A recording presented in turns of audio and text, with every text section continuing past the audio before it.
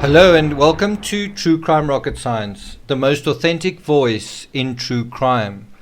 So have you heard the breaking news that Chris Watts is going to appeal and he's speaking to a lawyer, and there's even audio up, and it's all happening. Things are going to change. In the next 3 months there's going to be, the whole Chris Watts case is going to be turned on its head. It's really incredible everything that's going on. Chris Watts is appealing. This is breaking news, everybody.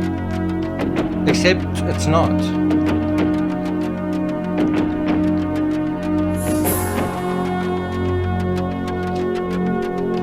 I'm going to put a link in this video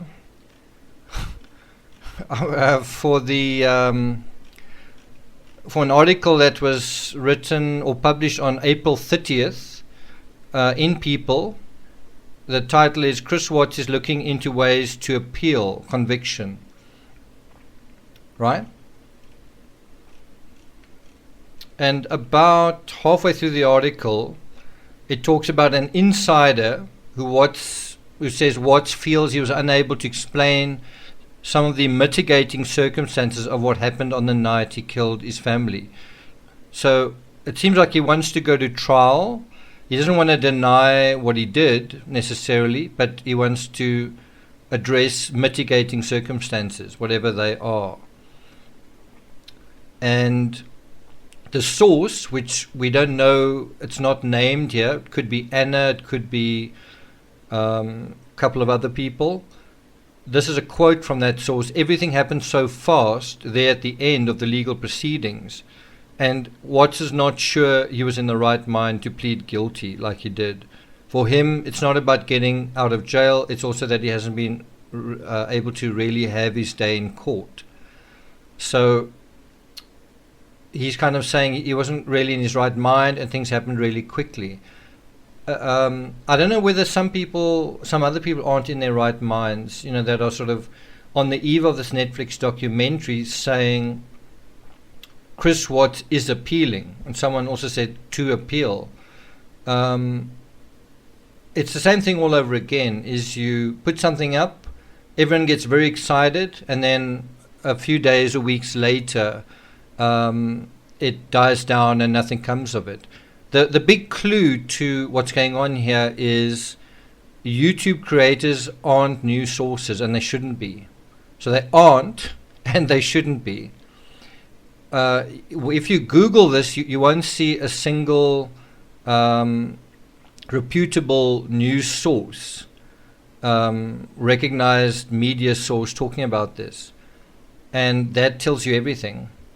And that's kind of a good rule of thumb when you see someone on YouTube saying breaking news and exclusive, that what they're saying, if it's not actually repeated in the mainstream, you've got to ponder the actual context and the actual genuineness of what is being said. A creator put up the video of Watts's call to his lawyer, basically the audio, and that's great. That's something new that we haven't seen before. But obviously, how can I put it? I don't want to say spinning it. Putting it in the context of this is brand new. I'm not sure if it's accurate. And so I actually asked that particular person, what is the date of this call? So if I haven't got a response, someone else did respond, and I think the date is supposed to be August the 11th, and it might be August the 11th. But then why not release it on August the 11th? The media was talking about an appeal as early as April 1st. Now, even though April 1st is April Fool's Day, it did carry on until May. And you can see that if you just Google Chris Watts appeal. So what I want to just show you here is the opportunistic thing that is going on. We've heard people talking about please stop, including Detective Baumhover. And this may not be a conspiracy, but it's the same level of mischievous money making and dressing things up as facts and as titillating news. I think there's a difference between true crime and fake crime. And people who are genuine people and truth tellers and who care about the facts, they belong in true crime. There should be another genre for drama and fake crime and conspiracies. There should be another genre called conspiracy crime or fake crime. But my position is that every time this happens and you've got to get up and debunk it, it wastes time in doing something else that is addressing a proper kind of investigation. And, you can spend your days debunking bullshit that's on YouTube. There's so much of it. And there's so much more to attend to. There's so many other cases to attend to.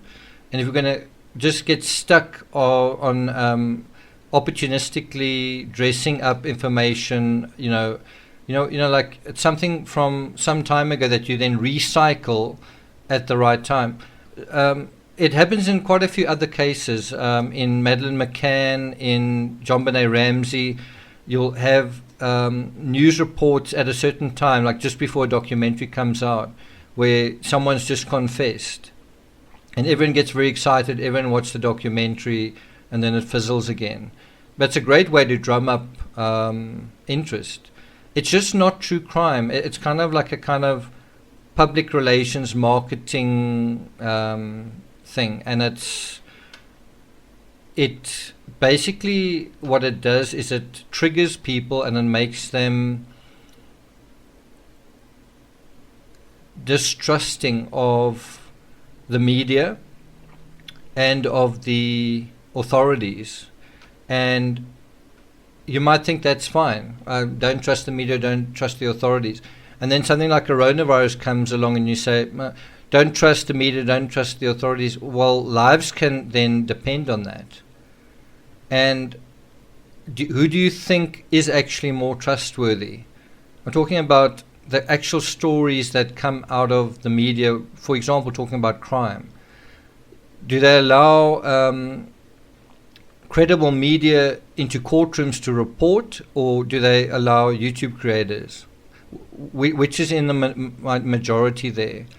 I'm a journalist. I've been accredited for sports events, also to report in court. I was an accredited journalist in the Oscar Pistorius trial. To get accredited, you've got to be credible. You've got to have a credible platform.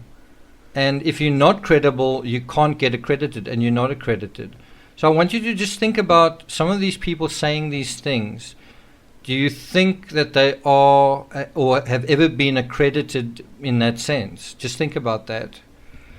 Again, I just want to remind you, when you see something like this that's breaking news, just Google it.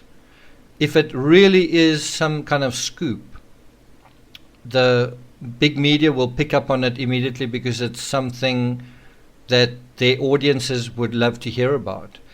By the same token, you've got to ask, why don't they? Why wouldn't they pick up on it?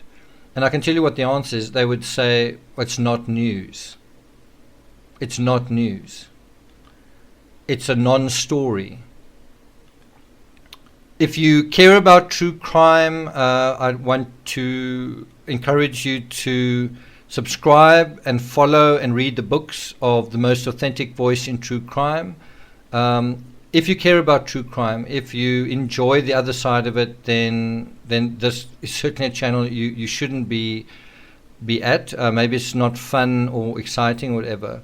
But you need to make a decision. Do you want to live in the real world, or do you want to have fun with little kind of conspiracies and little games that basically yank your chain and wear away at the trust in other sources that are actually credible? Do you think that's good for society? I don't. Thank you for listening, and I'll see you guys next time.